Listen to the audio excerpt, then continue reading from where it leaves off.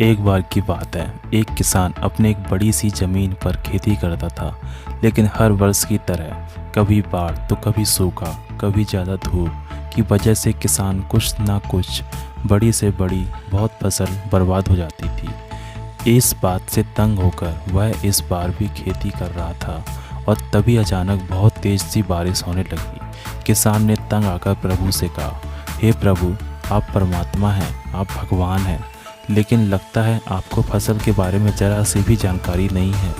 मेरी आपसे प्रार्थना है, इस बार मुझे मौके पर ही पानी दीजिए, जैसा मैं चाहता हूँ मौसम को बिल्कुल वैसा ही कीजिए। और देखिए, आप देखिए कि मैं कैसे अन्न का ढेरों भंडारा करा दूंगा यहाँ पे, और ढेर सारे भंडार अन्न से भर रहे रहेंगे। भगवान मुस्कुराए और बोले, ठीक है, जैसा तुम चाहते हो वैसा ही होगा, मौसम तुम्हारे अनुरूप होगा, मैं ज़रा सा भी दखल नहीं दूंगा इस बार। किसान बहुत खुश हुआ और खुशी खुशी में उसने अगले साल गेहूं की खेती बोई। जैसे ही गेहूं की फसल बोई तो मौसम उसके अनुरूप रहा।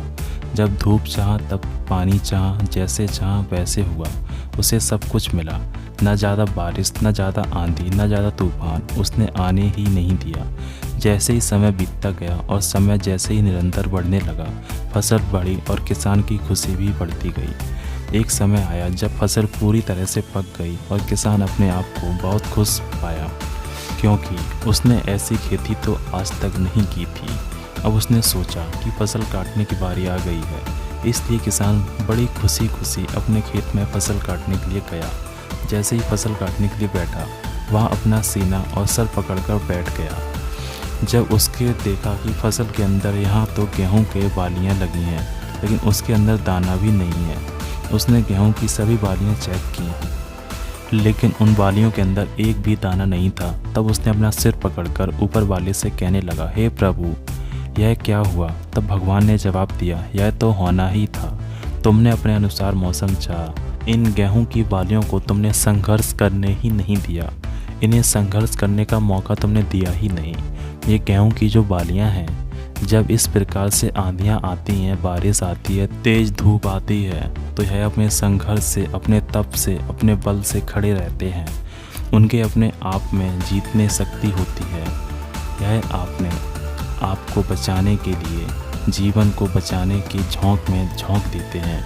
उन्हीं शक्ति की वजह से इनके अंदर दाना पैदा होता है, अनाज पैदा होता है, लेकिन तुमने इन्हें मौका ही नहीं दिया। दोस्तों, इस छोटी सी कहानी से हमें बहुत बड़ी सीख मिलती है कि अगर सोने को भी आभूषण बनाना है तो उससे पहले आग और फिर हथौड़े से निरंतर कई तपस्याओं से, संघर्ष से गुजरना पड़ता है, तब जाकर वह आभूषण बनते हैं।